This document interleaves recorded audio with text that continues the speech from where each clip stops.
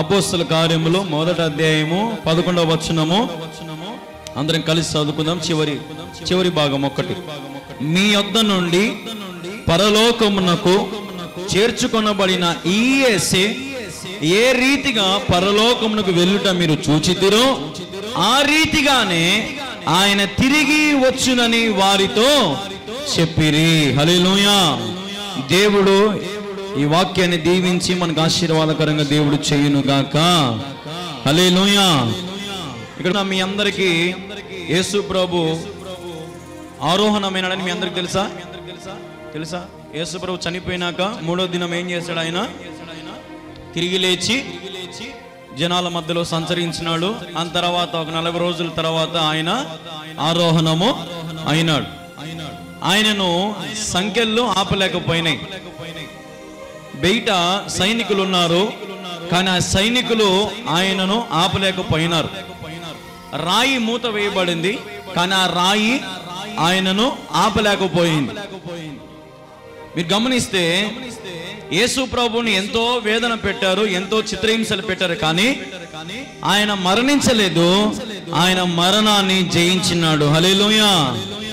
అందుకే ఇక్కడ అంటున్నాడు, ఈ యేసే ఏ రీతిగా పరలోకమునకు వెళ్ళుట మీరు చూచితిరో ఆ రీతిగానే ఆయన తిరిగి వచ్చునని వారితో చెప్పిరి. అంటే ఇప్పుడు దాని అర్థం ఏంది? మళ్ళా దేవుడు ఏం చేస్తాడంట? తిరిగి వస్తాడంట. తిరిగి చాలా మంది రెండో రాకడ అని అంటారు, కానీ రెండో రాకట్లోనే 2 రకాలు ఉంటుంది. మళ్ళా రెండో రాకల్లో ఒక రకం ఏంటంటే దేవుడు మధ్యాకాశం వరకు వస్తాడు, అంతే, భూమి మీద కాలు మోపడు. రెండో రాకట్లో రెండో మెట్టు ఏంటంటే భూమి మీద కాలు పెడతాడు. అదే 1000 ఏండ్లు సైతానుకు బంధించడము ఇవన్నీ జరుగుతాయి. 7 ఏండ్లు దేవుడు లోకం మీదకి శ్రమలు నడిపిస్తాడు. 7 ఏండ్లు పరిశుద్ధులను ఆయన తీసుకొని పోయి 7 ఏండ్లు పరిశుద్ధులకు విందిస్తాడు. దాని తర్వాత యేసు ప్రభు భూలోకంలో కాళ్ళు మోపుతాడు. ఇది రెండో రాకడ యొక్క వివరణ. నేను వివరిస్తా. దేవుని రాకడ ఎలా ఉంటది, ఎలాగ మనం ఉండాలా, ఎలాగ రాకడకి సిద్ధపడాలా అనేది, రాకడ తర్వాత ఏమైతుంది అన్ని కూడా నేను ఇక్కడ మనం గమనిస్తే యేసుక్రీస్తు ప్రభువారు తిరిగి వస్తాడు. హల్లెలూయా. డామ్ ష్యూర్ అన్నమాట. పక్కాగా దేవుడు ఖచ్చితంగా వస్తాడు. ఆయన రాబోతున్నాడు. చూడండి ఒకసారి. ఇప్పుడు 1 తెస్సలోనికీయులకు రాసిన పత్రిక 4వ అధ్యాయము 15వ వచనం. 15వ వచనం నుంచి 17 వరకు చదవండి, ఇబ్బంది ఏం లేదు. 15 నుంచి 1 తెస్సలోనికీయులకు 4వ అధ్యాయము 1 తెస్సలోనికీయులకు 4వ అధ్యాయము 15వ వచనం నుంచి 17వ వచనం చదవం. మేము ప్రభు మాటను బట్టి మీతో చెప్పుదనమేం ఏమనగా, ప్రభు రాకడ వరకు సజీవులమై నిలిచియుండు మనము నిద్రించిన వారి కంటే ముందుగా ఆయన సన్నిధి చేరుము. గమనించండి. ఇప్పుడు 16 ఆర్భాటముతోను ప్రధాన దూత శబ్దముతోను దేవుని బూరతోను పరలోకము నుండి ప్రభు దిగి వచ్చును. క్రీస్తునందుండి మృతులైన వారు మొదట లేతురు. ఆ మీదట సజీవులమైన నిలిచి ఉండు మనము వారితో కూడా ఏకముగా ప్రభువును ఎదుర్కొనుటకు ఆకాశ మండలమునకు మేఘముల మీద కొనిపోబడుదుము. కాగా మనము సదాకాలము ప్రభువుతో కూడా ఉందుము. హల్లెలూయా.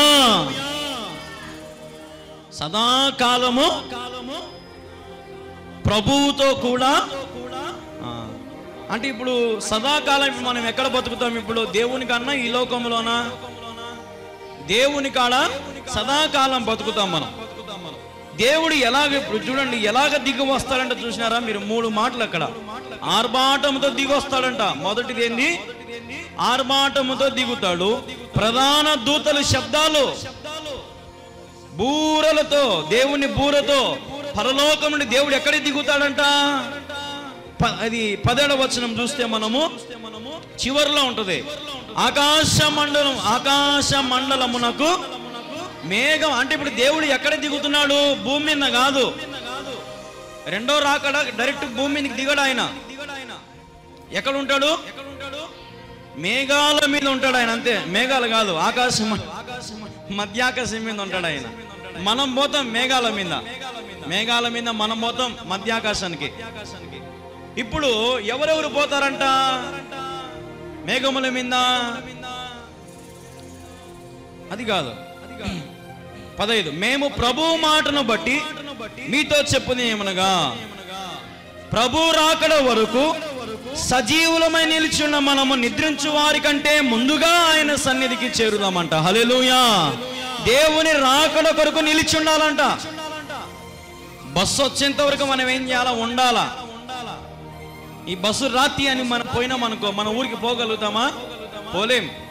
ఒకవేళ ఇప్పుడు నిన్న రాత్రి బస్సు 8కి వచ్చింది కదా, ఏం చేసినాము? 2 సేపు ఉన్నాం, బస్సు వచ్చేంత వరకు ఉన్నాం. అవునా కదమ్మా? ఉన్నారు. తర్వాత మా వదిన బస్సు ఎక్కి వెళ్ళిపోయింది. నేను ఎందుకు ఇప్పుడు ఈ మాట చెప్పినానంటే, దేవుని రాకడ వరకు మనం నిలిచి ఉండాలా, వెయిట్ చేయాలా, ఓర్పుతో ఉండాలా, సహనముతో ఉండాలా. ఇప్పుడే పాట పాడుకున్నాం. కష్టాలలో కూడా ప్రభుని ఏం చేయాలా? మనము స్తుతించాలా. నష్టాలలో ఏం చేయాలా? ప్రభుని మనము గణపరచాలా. ఇప్పుడు ప్రభు మాటను బట్టి ఇప్పుడు చచ్చిపోయిన వాళ్ళందరూ ఒకవేళ నిజంగా దేవుని కోసం చచ్చిపోయి ఉంటే గినంట, సమాధి చేయబడిన వాళ్ళంట, ఇప్పుడు సమాధుల్లో ఉండే వాళ్ళంట, ఎవరైతే ప్రభు కోసం నిలబడి ఉంటారో, ఎవరైతే విశ్వాసంగా నిలబడి చచ్చిపోయి ఉంటారో, ఎవరైతే భక్తి చేస్తూ చచ్చిపోయి ఉంటారో వాళ్ళ సమాధులు తెరవబడతాయి. బతుకుండే మనము కూడా దేవుని ఆకాశమని ఇద్దరం కలిసి ఒకటేసారి పోతామంట. హల్లెలూయా. ఇద్దరం కలిసి ఉంది కదా, అలా ఉందా లేదా? ఏకముగా 17వ వచనం, ఆ మీదట సజీవులమై ఉండుట మనము వారితో కూడా ఏకముగా ప్రభువుని ఎట్టబోతున్నామంట. మనం ఇప్పుడు ఎవరిని ఎదుర్కోనికి పోతున్నామంట? యేసయ్యని ఎదుర్కోనికి పోతున్నాం మనము. హల్లెలూయా, హల్లెలూయా. ఇప్పుడు పరిశుద్ధులందరూ పోయినారు. సమాధుల్లో ఉండే వాళ్ళు, భక్తిగా జీవించిన వాళ్ళు, ఉన్నంతకాలం బాగా బతికిన వాళ్ళు, దేవుణ్ణిలో బాగా ఉన్నోళ్ళు మాత్రం అందరూ అడిగిపోయినారు. మిగతా వాళ్ళందరూ ఏమైనారు? ఇప్పుడు విడవబడినారు. ప్రతి మతము, ప్రతి కులము, ప్రతి జాతి యేసయ్య రాకడ చూస్తుందంట. రాకడ రహస్యమైనది కాదు, గుర్తుపెట్టుకోండి. రాకడ అంటే ఊరికి యేసు ప్రభు పరిశుద్ధులకే కనపడతాడేమో అనుకోవాకండి. అవినీతిమంతులు కనపడతాడు, పాపులకు కనపడతాడు, నీతిమంతులకు కనపడతాడని అందరికి కనపడతాడు. రాకడ వచ్చినప్పుడు సీఎంకు కనపడతాడు, పిఎం అందరికి కనపడతాడు. A to Z ప్రతి మనుషునికి దేవుని రాకడ రహస్యముగా ఏది ఉండదు. ఇప్పుడు మెరుపు తూర్పు వచ్చింది అనుకో, పడమర వరకు పోతుంది అనమాట. తూర్పు ఒక్కటే కానరాదు మెరుపు. అలాగే యేసయ్య ఆయన రాకడ వచ్చినప్పుడు అది రహస్యం కాదు, అందరూ చూస్తారు. పాపులు చూస్తారు, వ్యభిచారులు చూస్తారు, దొంగలు అందరూ చూసి ఏం చేస్తారంటే, పరిశుద్ధులందరూ పైకి ఇటు మేఘాల మీదకి ఎగురుతా పోతుంటే కింద చూసి రొమ్ములు కొట్టుకుంటారంట, ఏడుస్తుంటారంట, కన్నీరుతో ఏడుస్తారంట. అయ్యో మేము తెలుసుకోలేకపోతే నువ్వే దేవుడు అని, అయ్యో మేము గ్రహించలేదే, ఈ లోకంలో మీ బోధకులు చెప్పిన మాటలు మేము గ్రహించలేదే అని అందరు రొమ్ము కొట్టుకొని ఏడుస్తారంట. ఆ దినము రాబోతా ఉంది. హల్లెలూయా. సమాధుల్లో భక్తిగా జీవించిన వాళ్ళు పోతారంట. దేవుణ్ణి ఆకాశం మండలంలోకి దేవుని ఎదుర్కోవడానికి పోతారంట. సజీవులుగా ఉండి ఒకవేళ దేవుడు రేపే వచ్చినాడు అనుకో, దాని ఈ రాత్రే వచ్చినాడు అనుకో, ఇప్పుడే వచ్చినాడు అనుకో, మనం అందరం ఇట్నే పోతాం దేవుని కాడికి, సజీవులుగానే పోతాం. పోయినప్పుడు మిగతా వాళ్ళందరూ చూసి ఏడుస్తారమ్మా. ఒరే మనం ఇన్ని రోజులు చేసిన ఆచారాలు, పద్ధతులు, తీర్థయాత్రలు, పుణ్యక్షేత్రాలు ఏమైనారా నాయనా? జుర్రా యేసు ప్రభు వాళ్ళను ఆకాశం మీదకి ఎంత బాగా తీసుకుని పోతున్నాడు అని అందరూ చూస్తారంట. అప్పుడు పరిశుద్ధులందరూ ఆకాశ మండలంలోకి అందరూ ఏర్పాటు అయినాక, గుంపు కూడినాక, అప్పుడు 7 ఏండ్లు శ్రమకాలం రాబోతా ఉంది. చాలా మంది అంటారు ముందే శ్రమకాలం వచ్చదని చెప్తారు ఈ బోధకులు కొంతమంది. ముందు శ్రమకాలం రాదు. చూడండి, ఇంకొక మాట మీకు చూపిస్తా. అద్భుతమైన మాట ఉంటుంది బైబిల్లో. ఒక మాట 5వ అధ్యాయం, 1 తెస్సలోనికలోనే 5వ అధ్యాయం చూడండి, 9వ వచనం. ఎందుకనగా మన ప్రభువైన యేసుక్రీస్తు ద్వారా రక్షణ పొందుటయే దేవుడు మనం నియమించను గాని ఉగ్రత పాలగుటకు.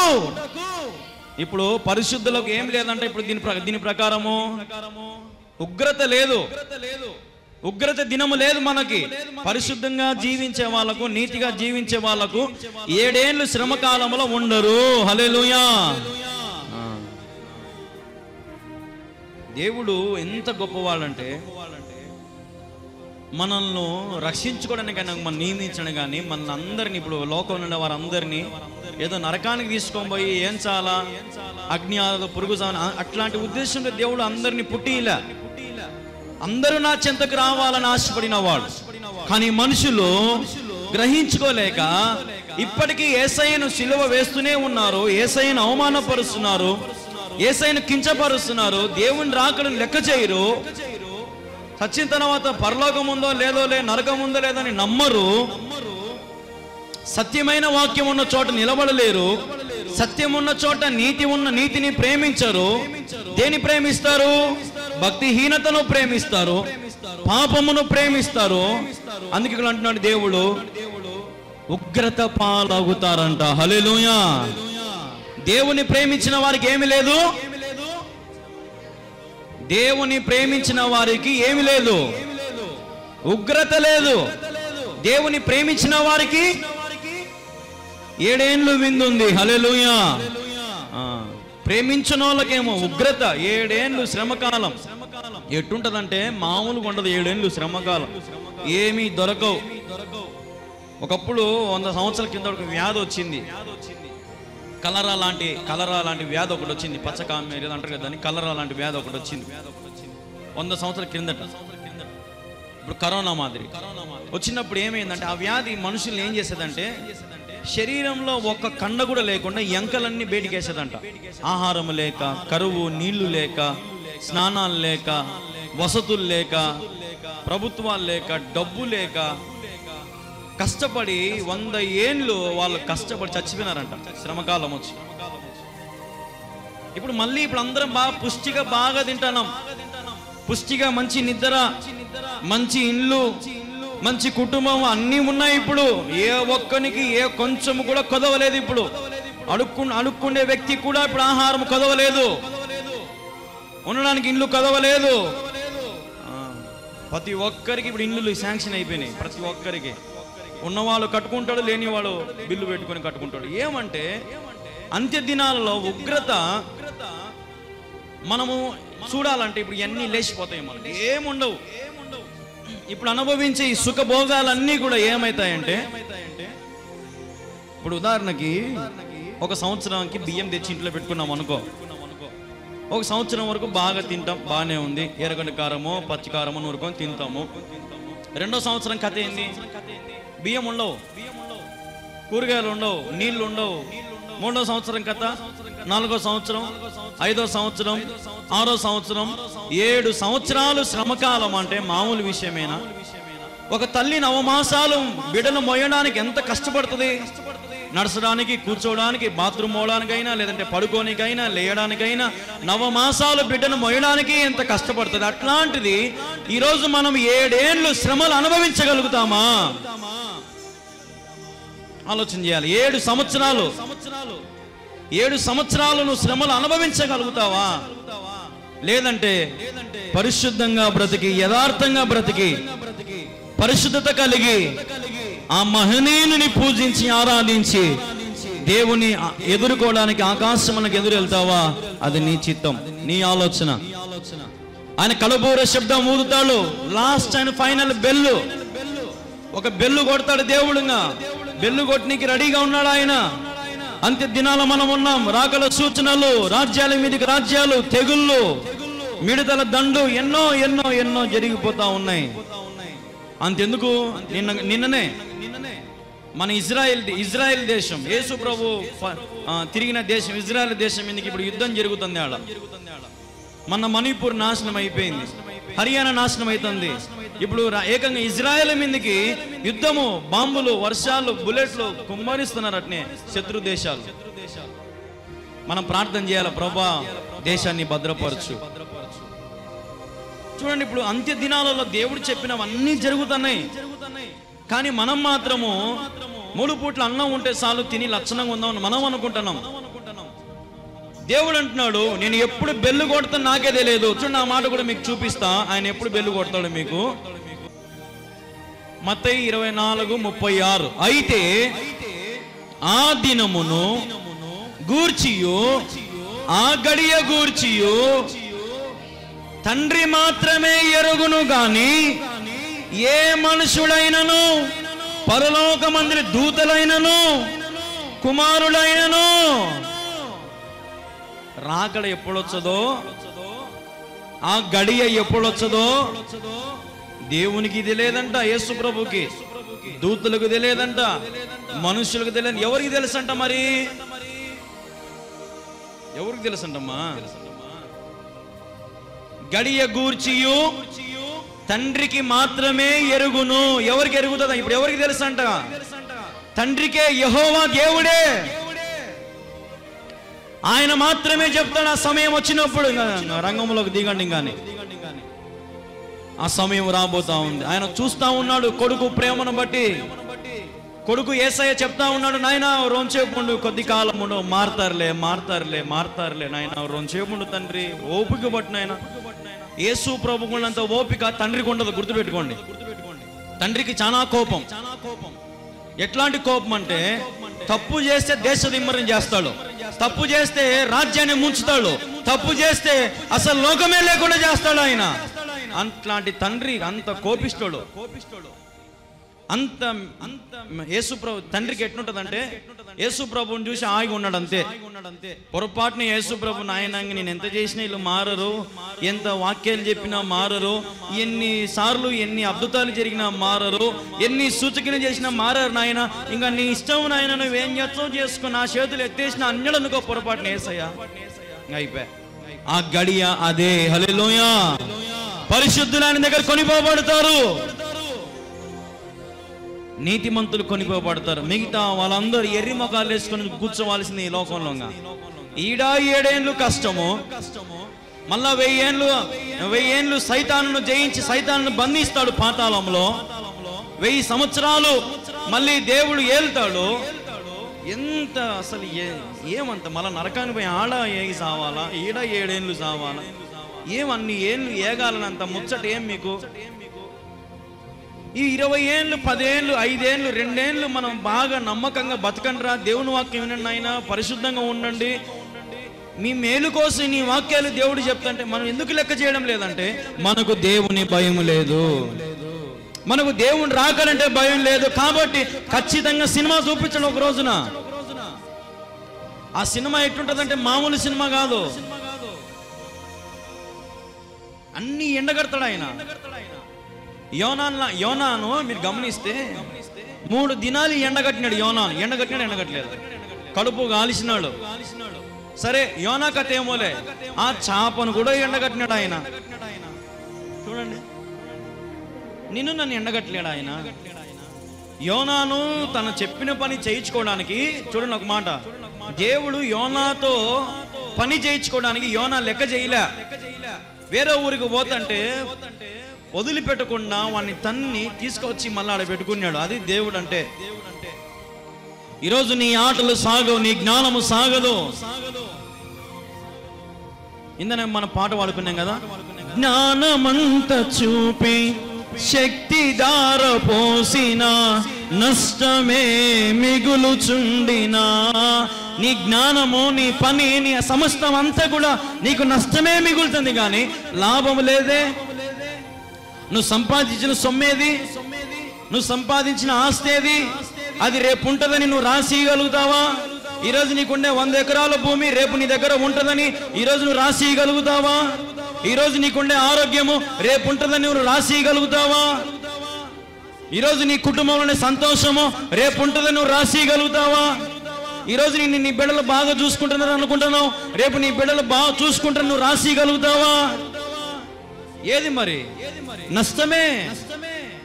మానవుని జీవితం అంతా నష్టమే. కాబట్టి నువ్వు చెప్పేది ఒకటే, ఇప్పటి నుంచి నా శక్తి చేత కాదు, నా బలము చేత కాదు, సమస్తము దేవుని కృప వలనే అని ఎవడైతే అంటాడో వాడు దీవించి ఆశీర్వదించి ఫలభరితం అవుతాడు. హల్లెలూయా. దేవుని ఎరగాల మనము, దేవుని ఆశ్రయించాల మనము, దేవునికి సమీపంగా ఉండాల మనము. అప్పుడు నిజంగా మీ జీవితంలో దేవుడు ఏ కొదువా చేయడు. ఆయన ఎదుర్కోనికి పోతామంటే, ఇప్పుడు ఉదాహరణకి యేసు ప్రభుని ఎదుర్కోనికి పోతున్నామంటే కింద నుంచి ఇటు పైకి పోయేటప్పుడు మన సూప్ అది ఇటుంటుందా ఇటుంటుందా? ఇట్నే ఉంటది. పరిశుద్ధులు లోకాన్ని ప్రేమించరు, పరిశుద్ధులు లోకములోని ఆచారాలను ప్రేమించరు, పరిశుద్ధులు ముచ్చట్లు పెట్టుకోరు, పరిశుద్ధులు వ్యర్థమైన మాటలు మాట్లాడరు, పరిశుద్ధులు బూతులు కానీ లేదంటే అబద్ధ సాక్ష్యాలు కానీ పగలు ప్రతీకారాలు పెట్టుకోరు. పరిశుద్ధులు పని ఏంటంటే ఎప్పుడు దేవుడు దేవుడు దేవుడు దేవుడు దేవుడే. ఎందుకంటే పరిశుద్ధులకి లోకం మీద ఆశ లేదు. దేని మీద ఆశ ఉంది? పైనున్న వాటి మీద ఆశ ఉంది. హల్లెలూయా. పైనున్న ఆకాశమందున క్రిందున్న భూలోకమందున లేదు రక్షణ ఏ నామమున, లేదు పాప విమోచన, లేదు పాప విమోచన. పైనున్న ఆకాశమందున, పైన ఆకాశంలోనే అన్ని, ఆ మధ్యాకాశంలో దేవుని కాడికి పోతేనే మనకు మేలు. అప్పుడు దేవుడు ఆ నుంచి 7 ఏళ్ళు విందు, 7 ఏళ్ళు విన్న తర్వాత పరలోకం, ఆ కథ వేరే ఉంటుంది. ఇంకా ముందు మనం ఎదుర్కోవాలి కదా. ఫస్ట్ ఎదుర్కొనే దమ్ము ధైర్యం మనకు లేదే. యేసయ్యని ఎదుర్కోవాలని దమ్ము లేదే, ధైర్యము లేదే. ఉదాహరణకి నాకు వందనాలు చెప్పునికే భయపడతారు. ఆకేసుకున్నాంలే బాబు, మందు తాగుండలే బాబు, సిగరెట్ తాగినలే బాబు, గుట్కా వేసుకునేలే బాబు. నాకు వందనాలు చెప్పునికే ఎదుర్కోలేరు. యేసు ప్రభువుని ఏమి ఎదుర్కొంటాం మనము? యేసు ప్రభువుని మనం ఎదుర్కోగలుగుతాం. ఒక సేవకునికి వందనాలు చెప్పునికే మనకు చేతులు రావు. యేసు ప్రభువుని ఏమి ఎదుర్కొంటాం మనం? ఈరోజు మనము దేవుని ఎదుర్కోవాలంటే ఈ లోకములో మనం పరిశుద్ధత కలిగి బ్రతకాలి. ఎందుకంటే మన దేవుడు పరిశుద్ధతలో ఉన్నతమైన వాడు. హల్లెలూయా. వ్యభిచార స్త్రీ వచ్చినా తప్పు చేయలే, ఎంతమంది స్త్రీలు వచ్చినా, పాపాత్మురాలు స్త్రీ వచ్చినా ఎక్కడ కూడా దేవుడు తప్పు అనే కార్యక్రమం చేయలే. అసలు దేవుడు అతని చూపులో కానీ, నడకలో కానీ, మాటలో కానీ, ఆలోచనలో కానీ ఎక్కడైనాను కొంచెమైనను పాపము కనపడలేదు. అంత యథార్థవంతుడు, అంత మంచోడు నీకు దేవుడమ్మా, నాకు దేవుడమ్మా యేసయ్య. అంత మంచోడు దేవుడు. ఆ మంచోడికి నువ్వేం చేస్తున్నావు అంటున్నా నేను. ఏమిలే, మనం ఏం చేయడం అవసరం లే, మనం మంచిగా మారితే చాలంతే. హల్లెలూయా. మనం మంచిగా మారాలా, మనం పరిశుద్ధంగా ఉండాలా. పరిశుద్ధతలో మహనీయుడవు, నీ వంటి దేవుడు జగమునలేడు. నాలో నిరీక్షణ, నీలో సంరక్షణ, నీకే నా హృదయార్పణ. హల్లెలూయా. ఏం అర్పణ చేయాలంట? ఇప్పుడు దేవునికి కావాల్సిన వెండి బంగారం కాదు. అందుకంటారు కదా ఇద్దరు శిష్యులు, వెండి బంగారం మా యొద్ద లేదు కానీ యేసు నామములో ఆ శృంగార దేవాలయం దగ్గర రోజు తెచ్చి కూర్చోబెట్టే వాళ్ళు కుంటోన్ని. అయితే ఇద్దరు శిష్యులు అడిగిపోయినారు, పేతురు యోహాను పోతే చూసి ఏమన్నారు? వెండి బంగారం మా యొద్ద లేదు కానీ యేసు నామములో. ఈరోజు నీ దగ్గర కూడా దేవుని వెండిని, నీ బంగారం, నీ కులము, నీ మతం, నీ జాతిని, రంగును, నీ భాషను, లేదా నువ్వు ఇంగ్లీష్ మాడతావా, తెలుగు మాడతావా, నువ్వు అట్టున్నావా ఇటున్నావా, ఏ చూడ్డా ఆయన యేసయ్యని కలిగి ఉన్నావా, అదే నీకు టికెట్ అంతే నీ సొంత ఊరికి.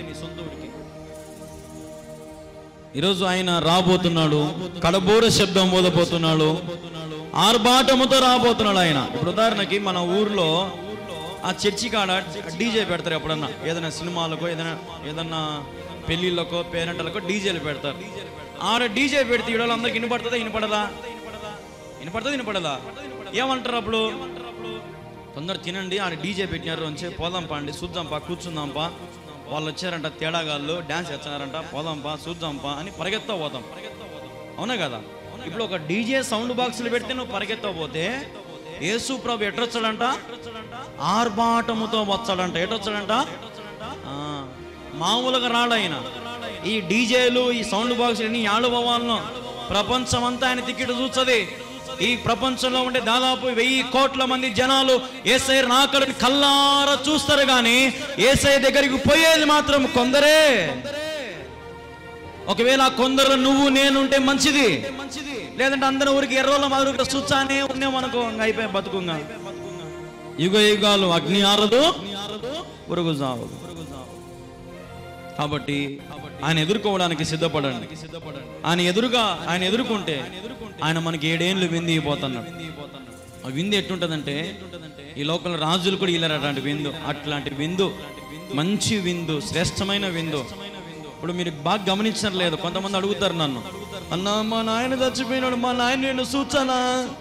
అన్నా మా అబ్బ చచ్చిపోయినాడు, మా అబ్బని చూచానా? అన్నా మా అమ్మ చచ్చిపోయింది, మా అమ్మ నేను చూచానా? ఒకవేళ మీ అమ్మ, మీ నాయన, మీ అబ్బ, మీ జేజో, మీ బంధువులు బాగా యేసు ప్రభుని నమ్మింటగిన, పరిశుద్ధంగా బ్రతికింటగిన ఏకముగా పోతారంట. అందరూ ఎట పోతారంట అంటే, అప్పుడు పోయేటప్పుడు పక్కన మీ నాయన కనపడచ్చు. ఒకవేళ మీ నాయన బాగా బతికింటే, దేవుళ్ళో బాగుండింటే, నేను బాగుండింటే, నాయనా అని ఇద్దరు కలిసి ఏకంగా బాగా ఎదుర్కోవచ్చు. నాయన ఎట్ట పడతాడో జీవించి పరలోకానికి ఎట్టపోతాడు, సమాధిలోంచి ఎట్ట బయటకు వచ్చాడు, నువ్వు ఎట్ట పడతాడో జీవించే. పోనీ మీ అమ్మ మీ నాయన బాగా బతికినారు అనుకో దేవుల్లో, నువ్వు ఎట్ట పడతాడో జీవించినావు అనుకో, మీ అమ్మ మీ నాయన ఎదుర్కొంటారు, నువ్వు మాత్రము ఎదుర్కోలేవు. కాబట్టి ఈ లోకంలో మన వారిని అందరినీ మళ్ళా మనం చూడాలంటే, నేను మీకు ఒకటే చెప్తా చూడు, మనం చనిపోయిన తర్వాత మళ్ళా మనం అందరం కలుసుకోవాలంటే ఒకటే మార్గం, బతికినంత కాలం యేసయ్యను మనం స్మరించడమే. హల్లెలూయా. యేసు లేనిదే నడువలేను, ఒక అడుగైనా వెయ్యలేను. హల్లెలూయా. యేసు లేకుండా నడవద్దు, యేసు లేకుండా బ్రతకద్దు, యేసు లేకుండా ఏ పని చేయొద్దు. యేసయ్య ఉంటే నీకు సంతోషం. కానుకలు ప్రార్థన చేయించుకుంటే కానుక ఇవ్వలేమో, అవన్నీ పెట్టుకోవాకండి. కానుక ప్రార్థన పెట్టించుకుంటే భోజనాలు పెట్టాలేమో, ప్రార్థన చేయించుకుంటే చక్కెర లేదంటే కారాలు స్వీట్లు పెట్టాలేమో, అవన్నీ అవసరంలే. నువ్వు విశ్వాసంతో ప్రభుని ముందు నీ ఇంటికి ఆహ్వానించుకో, సేవకుని ఆహ్వానించుకో. అయ్యా ప్రార్థన చేయి, మా కుటుంబం గురించి ప్రార్థన అడుగు ప్రభువుని. కుటుంబం అంతా దేవుళ్ళ బలపడండి. కానుకలను ఆశిస్తున్నాడంటే వాళ్ళ పాస్టరే కాదు. దేని మీద ఆశ పెట్టుకోవాలా? పాస్టర్ అయినా ఎవరి మీద ఆశ పెట్టుకోవాలా? దేవుని మీద ఆశ పెట్టుకోవాలి. దేవుడు సమస్తం అందరినీ పోషిస్తూ ఉంటే సేవకుని పోషించలేడా? ఈ మధ్య సేవకులు చాలా గలీజ్ అయిపోయినారు అన్నమాట. కొంతమంది అబద్ధ బోధకులు, అబద్ధ ప్రవక్తలు దిగొచ్చినారు. తెలియక మనము చాలా మోసపోతున్నాం, మనం తెలుసుకోలేకపోతున్నాం మనం. కాబట్టి అంత్య దినాలలో ప్రభు రాబోతా ఉన్నాడు, కలబూరు శబ్దం వదులుతున్నాడు. నీ భక్తి, నీ విశ్వాసమే ప్రభు దగ్గర తీసుకెళ్తాడు. ముసుగులో ఉన్నావే ముసుగులోంచి బయటికి రా, పాపములో ఉన్నావే పాపముల నుంచి బయటికి రా, అబద్ధ బోధకులో చేతిలో ఉన్నావే అబద్ధ బోధకుని చేతికి రా, బయటికి రా. అంతే, ఆలోచన చేయొద్దు వెనుక ముందు ఏమనుకుంటారో వాళ్ళు అవసరం లేని. నీ సత్యం ఎక్కడుంటే అక్కడ నువ్వు. ఈరోజు ఉదయం నేను చాలా బాధపడినా. నేనైతే ఈరోజు సేవకుల దినోత్సవం, పాస్టర్లు ఈరోజు పాస్టర్స్ డే. ఇప్పుడు స్వాతంత్ర దినోత్సవము, రిపబ్లిక్ డే అవన్నీ ఎట్టుంటాయో అట్ని ఈ పొద్దు సేవకుల దినోత్సవం. మనోళ్ళకి ఆ జ్ఞానం కూడా ఉండదు. ఎవరని మేము కళ్యాణ్ బాబు ద్వారా బాగుపడినాం కదా, ప్రార్థన నేర్చుకున్నాం కదా, మేము దీవించబడినాం కదా, గర్భఫలం కలిగింది కదా, ఆశ మాకు దేవుడు మేలు చేసినాడు కదా, మా కుటుంబాలు ఈరోజు బాగుపడినాయి కదా, ఎవరో ఏ బిడ్డ మా కోసం కన్నీరు పెట్టి ప్రార్థన చేస్తాడు కదా. ఈరోజు ఉదయము ఒక 5-6 మంది మనం కూడుకున్నాం. ఈడ పొద్దున మనసంతా కలత, బాధ. ఏమైంది? సంఘం ఏమైంది? బాగుపోనం లేరి, మేలులు పొందిన లేరి, గర్భఫలాలు వచ్చిన లేరి, దయ్యాల నుంచి విడుదల పొందిన లేరి. ఈరోజు నిజంగా సేవకుల దినోత్సవం నాకు ఎట్ట జరిగిందంటే అంత అవమానకరంగా జరిగింది నాకైతే. కానీ దేవుని కృపలో నేను పాట పాడింది అందుకే, నాకు న్యాయము తీర్చే దేవుడు ఉంటే చాలు. సాయము చేసే దేవుడు నాకుంటే చాలు. నా ఊపిరి ఉన్నంత వరకు నా ఆశ ఏంటంటే ఒకటే, ఈరోజు చెప్తున్నా మీకు, ఎప్పుడు చెప్పే మాటే, బ్రతుకున్నంత కాలం ప్రభు సేవలో నమ్మకంగా ఉండాలి. తెలుసుకోవడంలే మనుషులు, ఒరే మేము ఎక్కడికి పోతే మా కోసం యథార్థంగా సేవకులు ప్రార్థన చేస్తున్నారు. ఒక నెల ఒక సంఘం, ఒక నెల ఒక సంఘం, ఒక నెల ఒక సంఘం. ఏంది ఇది? ఈ వ్యభిచారి సమరయ స్త్రీ భర్తలు మార్చినట్టుంది ఈ వ్యవహారం. సమరయ స్త్రీ ఎంతమందిని భర్తలను పెట్టుకుందామా? వాళ్ళందరూ భర్తలేనా? కాదు, అందరితో వ్యభిచారమే, అందరితో తప్పే. ఈరోజు అట్నే అయిపోయింది సంఘాలలో. సేవకుడు ఏదైనా ఉండేది ఉన్నట్టు చెప్పినట్టు వాక్యం, ఏదో పేరు పెట్టి చెప్పినట్టు, ఏ మేరీ ఇటున్నాకు అంటే మేరీ ఏదో అలిగిపోయినా, నేనేమైనా పేర్లు పెట్టి చెప్తానా? వాక్యం మీకు గుచ్చుకుంటే మీరు సరి చేసుకోవాలి, కానీ మా గురించి అలిగిపోతే ఏం వస్తుంది మీకు? సరే నేను తిరుగుతా వస్తా, మీ ఇళ్ళమ్మడు వస్తా, రాన్నమ్మ అని పిలుస్తా, అట్టన్న మర్యాదకు వస్తారా? అట్ట మర్యాద ఇయ్యరు, అట్లా రారు. నీతిని ప్రేమించడంలా మనం దేని ప్రేమిస్తున్నాం? మనము సత్యాన్ని ప్రేమించడం. దేని ప్రేమిస్తున్నాం? మనము భక్తిహీనతను ప్రేమిస్తున్నాం. ఇదే అంత్య దిన కాలం అంటే. యేసు ప్రభు వచ్చి దిగినా నేను యేసు ప్రభు అంటే నమ్మేటోళ్ళు లేడు ఇప్పుడు. జోకులయ్యాకు నువ్వు మనిషివిలే అంటారు అన్నమాట. ఇప్పుడు అటుంది ఇప్పుడు పరిస్థితి. లోకములో దాహము తీరడంలా. ఎంత తాగినా, ఎంత సంపాదించుకున్నా, ఎంత తినినా, ఎంత కొట్టినా, ఎన్ని చేసినా మనిషికి దాహం తీరడంలా. అల్లాడిపోతున్నాడు. వచ్చేది ఒక ఆదివారం అన్నా, ఈ పొద్దున్న వండుకొని తినకపోతే ఎట్టన్నా? ఏం తినలేకుండా మనము ఏం ఇయడంలా దేవుడు మనకు. వారం అంతా గుడ్డలు ఉతుక్కోలేనా, ఈ పొద్దే గుడ్డలు ఉతుకుని పొద్దున్న నీళ్ళు వచ్చింటే ఏం కారణాలు చెప్తాం మనము? లేట్ అయిందని రాలేదు, ఈ వారం వచ్చే వారం రావని మైకు లేదని అంటావని మేము రాలే. ఎవరినైనా నేను ఎందుకంటా? ఏమంటా? నేను ఎవరిని మిమ్మల్ని అనడానికి? నేను ఒకటే చెప్తున్నా, ఒక దైవదాసునిగా మిమ్మల్ని హెచ్చరించే బాధ్యత నాది. దేవుడు నాకు ఇచ్చిన పనేది. నీ బిడ్డలను తప్పిపోకుండా చూసుకో అని చెప్పినాడు దేవుడు. అంతే నా పనేది. మేము తప్పిపోతామంటే నేనేం చేయాలంగా? ఇప్పుడు తప్పిపోయిన కుమారుడు తండ్రి దగ్గరకు వచ్చినాడు, నాయనా నా ఆస్తి అంతా నాకే అన్నాడు. వద్దులేరా మూసుకొని ఇంటికాడు అన్నాడా? ఏమన్నాడు? నాయన ఏం చేసినాడమ్మా? భాగాలు పంచి ఇచ్చినాడు కొడుక్కి. సరే పోరా, నీ సావు నువ్వు సావు పోంగా. కానీ నాయన ఏం చేసినాడు? ప్రతిరోజు అన్నం మానుకొని ఏడ్చి వాకిలి కడకు వచ్చి చూసిపోయేటోడు. వచ్చాడు నా బిడ్డ, వచ్చాడు నా బిడ్డ. రానే వచ్చినాడు ఒకనొక రోజున తప్పు తెలుసుకొని. ఎట్టొచ్చినాడు? పందులు తినే పొట్టు తినేటోడు, స్నానము లేక వస్త్రాలని చినిగిపోయి చాలా ఘోరమైన దిగజారత్వం కలిగినటువంటి కుమారునిగా వస్తే తండ్రి మళ్ళా భుజం మీద చేసుకుని మెడ మీద ముద్దు పెట్టి చేర్చుకున్నాడు. ఎంతకాలం అని పట్టుకుంటా నేనైనా? విడిచిపెడతా పో, సరే పో, చూసి రాపో లోకం అంత ఎట్టుందో. యేసు ప్రభు కూడా తండ్రి కూడా బైబిల్లో ఆ వ్యక్తి పేరు గుర్తు రావట్లేదు, కానీ ఒకసారి చెప్తాడు నువ్వు పోవద్దు అంటాడు. ఆ వ్యక్తి పేరు గుర్తు రావడం లేనా? నువ్వు పోవద్దని దేవుడు అంటే ఆ వ్యక్తి లెక్క చేయడు. మళ్ళా రెండుసేపునాక వేరే వాళ్ళు వచ్చారు, రా పోదాం రా అని. అప్పుడు దేవుడు అంటే, దేవా వాళ్ళు రమ్మంటున్నారు దేవా, పోతలే దేవా అంటే దేవుడు అంటాడు, ఇంకా సరే అయితే పో. ఫస్ట్ సారి ఏం చెప్పినాడు? పోవద్దు అన్నాడు. రెండోసారి ఏం చేసినాడు?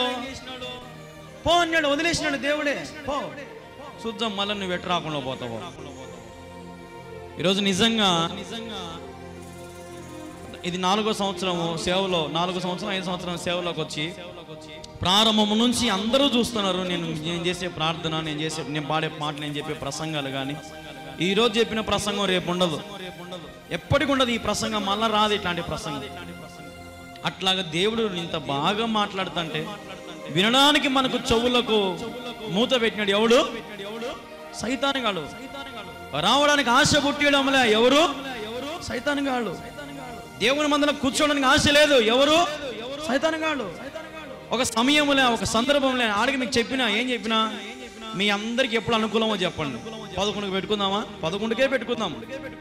ఒక అర్ధగంట పెట్టుకుందామా? 11 నుంచి 11:30 సార్లు అర్ధగంట చేసినా భక్తిగా చేద్దాం. 9కి స్టార్ట్ చేస్తే ఈరోజు 11 వరకు పాటలు పాడి పాడి పాడి ఇసుకొచ్చింది మాకు. వచ్చరు ఏం మనకంత పనులు ఉంటాయి, సొంత పనులు. ఏం మనకు అన్ని ఆదివారం కూడా ప్రభు దినము ప్రభుకి ఇచ్చేది మీకు తెలియదా? మీ చిన్నప్పటి నుంచి మీ సేవకులు మీకు నేర్పిలేదా? వాడు ఎవడో పనికి మాలోడు మీకు ఏదో ఒకటి చెప్పి ఉంటాడు, నాన్న ఒకటి చెప్పి ఊరికి డబ్బులు గుంజుకుని ఉంటాడు. మీకు ఏం తెలియదు దేవుని గురించి. ఒక్క ఆదివారం వచ్చి బిర్యానీ తింటే ఏమొచ్చది? ప్రతిరోజు తినండి అమ్మా అంటే రారే. ప్రతిరోజు సమృద్ధిగా దేవుని వాక్యం మీకు దేవుడు విస్తరింపజేస్తాం, తీసుకోండి అమ్మా, పొందుకోండి అమ్మా అంటున్నారు.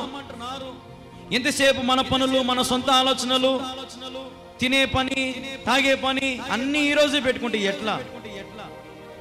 ఈ దినము పరిశుద్ధమైన దినం, దేవుడు పునరుత్థాన దినం. ఇది ఆదివారం అంటే ఏం దినం? ఇది పునరుత్థాన దినము, దేవుడు తిరిగి లేచిన దినము. తిరిగి లేచిన దినం రోజునన్నా ప్రభు కాడికి నువ్వు రాలేకపోతే నువ్వేమి క్రైస్తవుడవు? ఎప్పుడో బాగులేనప్పుడు ఒక ఆమె అనింది ఒకరోజు నాతో, గుబులు పుట్టి వచ్చిన నా ప్రార్థన గంట. ఏం పుట్టిందంట ఆమెకి? ప్రార్థనకు పోవాలని అప్పుడు వచ్చి అనిపించినప్పుడే రెండుసేపు వచ్చి కూర్చునేది, రెండుసేపు పోయేది. మిగతాటప్పుడు ఈరోజున మన నిజంగా దేవుడు ఒకవేళ ఈ రాత్రి వస్తే మన పరిస్థితి ఏంది? ఎప్పుడు ఉండే ఇంట్లోనే ఉండి ఉండి ఉండి మగ్గిపోయి అదే తిండి తిని అయ్యే వారం మాడుకొని అయ్యే కథలు పడి అయ్యే చేసుకుని ఏం సంతోషం ఉందమ్మ దాంట్లో? దేవునిలో ఉండే సంతోషం మీకు ఎక్కడా దొరకదు. ఈ సంతోషము నీకు కావలేనా? ఈ సంతోషము నీకు కావలేనా? ఈ సంతోషము నీకు కావలేనా? నేడే యేసు నొద్దకు రమ్ము. ఎవరి దగ్గరికి రావాలా? నువ్వు రావాలా యేసయ్య వద్దకు. అప్పుడు నువ్వు ఎదుర్కొని అలవాటుతుంది. నీకు దేవుని రాకడకు ఎదుర్కోవడానికి అలవాటుతుంది మనకు. దేవుడు వచ్చి నీ చెయ్యి పట్టుకొని రానైనా పరలోకానికి పోదావు, నువ్వు బాగా ఇంటికాడ కుటుంబ ప్రార్థన చేసుకున్నావు, బాగా బీరువాకాడ ప్రార్థన చేసుకున్నావు, బాగా మంచంగాల ప్రార్థన చేసుకున్నావు, బాగా బైబిల్ చదివినావు, బాగా రానైనా పోదాం బంగారు కొని ఎత్తుకొని పోతాను అనుకుంటున్నావా? బూర ఊదినప్పుడు నువ్వు పోవాలా ఎదురుకుండా. ఓకే వచ్చాం ప్రభువా. ఈరోజు చాలా మంది భ్రమలో ఉన్నారు. ఈ బోధకులు అట్నే తయారైనారు, బాగా నేర్పించడం లేరు. ఇప్పుడు దేవుని బిడ్డలారా, ఈరోజు సత్యం ఎక్కడో అంటే ఆ సత్యమే మనల్ని ఏం చేస్తుంది? స్వతంత్రులుగా చేస్తుంది. హల్లెలూయా. సత్యమును పట్టుకున్నోడు చరిత్రలో పడిపోయినట్టు ఎక్కడా లేదు. అంబానీ అని, ముఖేష్ అంబానీ ఒక ఆయన ఉన్నాడు. ఒక 3 సంవత్సరాల కిందట ఆయన జియో ఫోన్లు తెచ్చినాడు, 1500 రూపాయలు. అట్నే జియో సిమ్ములు తెచ్చినాడు. వాళ్ళ తమ్ముడు అనిల్ అంబానీ ఏం చేశాడంటే, అప్పట్లో ఇంకా పాతకాలంలో రిలయన్స్ ఫోన్లు వచ్చాడు, దాంట్లో సిమ్ ఉండదు. సిమ్ వాడేస్తాడు, కంపెనీ వాడేస్తాడు, ఊరికే ఫోన్ కొడుకుని మాట్లాడేది. అయితే అనిల్ అంబానీ, ముఖేష్ అంబానీ ఏం చేశాడంటే, సిమ్ము ఏదైనా పెట్టుకొని వాళ్ళ ఇష్టం, సెల్లు మనం అమ్ముదాం, అట్నే సిమ్ములు కూడా అమ్ముదాం, సపరేట్ అమ్ముదాం అని చెప్పి ఆయన ఒక సంవత్సరం అందరికీ ఫ్రీగా ఇచ్చినాడు. 1500కే సెల్ ఇచ్చినాడు. దాని విలువ మామూలుగా 4000 5000. 1500కి సెల్ ఇచ్చి సిమ్ము ఉచితంగా ఇచ్చి, సిమ్ము సంవత్సరం నెట్ ఫ్రీ, మాట్లాడుకుని అన్ని ఫ్రీ, సంవత్సరం రోజులు. సంవత్సరం తర్వాత నెలకు రీఛార్జ్ 199 పెట్టినాడు, 200 రూపాయలు పెట్టినాడు. ఇప్పుడు రీఛార్జ్ ఎంత? 250 రూపాయలు. అలవాటు పన్నాం. ఈరోజు నిన్న కాక మన ఆయన ఆస్తి ఊరిక జియో ఒక్కటే లెక్కేస్తే 1,00,000 కోట్లు సంపాదించాడు ఆయన. ఓన్లీ జియో సెల్లులు, జియో సిమ్ములకే 1,00,000 కోట్లు. అప్పుడు అందరూ ఎక్కిరిచ్చారంట, ఏరా పిచ్చోడానికి డబ్బులు ఎక్కువ ఉందని ఉచితంగా సిమ్ములు పంచుతున్నావు, ఉచితంగా సెల్లులు ఇచ్చాను, నష్టపోతావు, నీ కుటుంబం ఎత్తిపోతుంది. చూడండి, ఒక మనిషికి అంత జ్ఞానం ఉంటే అన్ని కోట్లు సంపాదించుకొని పడగలెత్తిపోయి ప్రభుత్వాలని శాసిస్తాడు ఆయన. ఒక పార్టీలో ఉన్నాడు ఆయన, పార్టీలో ఆయన చుట్టూ తిరుగుతాయి. అంత గొప్పోడు. పార్టీలో ఆయన కాడికి పోతారు, మాకు సపోర్ట్ చేశారు, మాకు డబ్బులు వేశారు, ఆయన కాడికి పోతారు అందరూ. మన ఇండియానే పరిపాలించేవాడు ఆయన. చూడండి ఏ స్థితికి పోయినాడు ఆయన. ఒకప్పుడు 2 బన్నులు వాళ్ళ నాయన ధీరుబాయ్ అమ్మ 2 బన్నులు అమ్ముకున్నాడంట. 2 బన్నులు కొనుక్కొని 2 రూపాయలకు, ఆ బన్నులు ఇంకొక రూపాయికి ఎక్స్ట్రాకి అమ్ముకొని, ఆ 3 రూపాయలకు మళ్ళీ బన్నులు కొని, అట్లా బన్నులతో వ్యాపారం చేసి పెట్రోల్ బంకులు పెట్టుకొని, పెట్రోల్ బంకులో పనిచేసి, మళ్ళీ పెట్రోల్ బంకు పెట్టి, పెట్రోల్ బంక్ అని ఇంకొక పెట్రోల్, అట్లా ఎదిగి ఈ పొద్దు ఇండియాలోనే మన భారతదేశ నెంబర్ 1 స్థానంకి వచ్చినాడు. చూడండి ఎంత కష్టం ఇది, ఎంత ప్రయాసపడినాడు ఆయన. ఒక వ్యక్తి ఎంత ప్రయాసపడితే మరి నువ్వు దేవుని బిడ్డవు, నువ్వు ఏం సాధించినావు? ఏమి పొందుకున్నావు ఈ లోకంలో? ఏం చేయగలుగుతున్నావు నువ్వు? ఈరోజు ఆలోచన చేయాలి. మన స్థితి ఆడుంది, మన స్థాయి ఆడుంది.